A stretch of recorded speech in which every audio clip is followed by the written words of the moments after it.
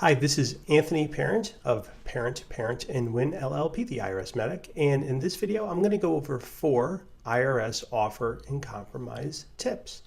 And just to let you know that the offer and compromise is a legitimate program, and it's a great way to reduce your tax liabilities, but it is not the only way. But for some people, it is really beneficial that, in fact, you can pay pennies on the dollar. How much you'll pay is really a function of what your ability to pay is. It's not a straight percentage of what you owe. So let's start off with some tips here. Your first tip I want to give you is your actual expenses. When you're going to prepare your 430, you're going to prepare a 433A form OIC, and it's going to ask you for your actual expenses. You have to be very, very careful here. You don't want to go and just blindly put down your actual expenses. What you need to do is you need your numbers to come in close to the IRS allowable expenses. Because if your actual expenses are over, the IRS says, well, we're not going to give you credit for that. And where you do have your actual expenses higher than the allowable expense, well, then you know that is something you need to address with the IRS and give them an explanation why it's reasonable. The IRS allowances are not the end of the game, but that's what the IRS will start with. So that is really something you need to do, is be aware of the allowable expenses versus your actual. Try to get them close together. Where you can't get them close together, come up with the reason why you should be allowed that expense. Our next tip is you need to legitimately reduce equity positions. Sometimes people get a bright idea to say, oh, you know what I'll do is I'll just get rid of my boat. I'll just get rid of my motorcycle. I'll just get rid of my property. Then I'll show the IRS, hey, look, I don't have anything. I don't have any equity at all. Well, what you end up there is something called a dissipated asset, that just getting rid of something out of your name, well, the IRS can track assets that are recorded with the Department of Motor Vehicle Registry or land records, so that they can know what you have owned in the past. So they'll find out a bunch of things of what you've owned, and they'll ask you, hey, what happened to this boat? We know you bought a boat. Where is it? So you really want to make sure that you never dissipate an asset like that, that if you do have assets, that's really where the IRS is going to look for some of your, for the amount that you're going to offer.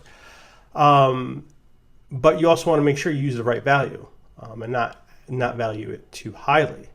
And also for people who are older and they have a retirement, the last thing we like to see people do is people who have a retirement account liquidate their entire savings to pay off the IRS. There is actually a way to legitimately create an arm's length transaction so that you're converting the equity into a future monthly stream of income that is more in line with what someone's actual position is. That if you had $200,000, $300,000, but you're 65 years old, 70, that's really the money you need for your retirement. So there's ways to protect that, and there's ways to mess it up so the IRS won't accept it.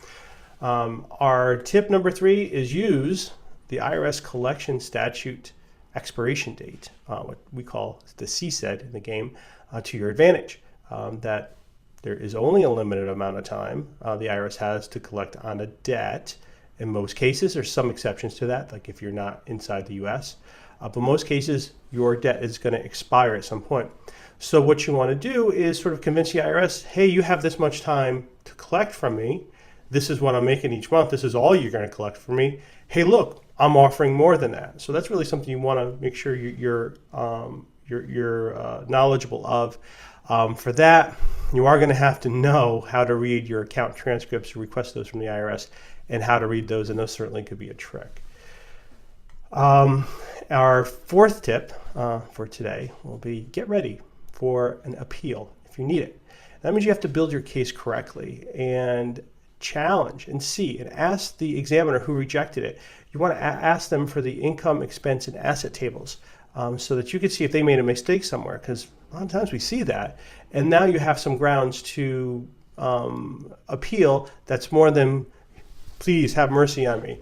You actually, the appeal officer can say, oh, I do see that something was done incorrectly down here. And also in appeal, if they're going to reject your offer, there might be a better solution available for you.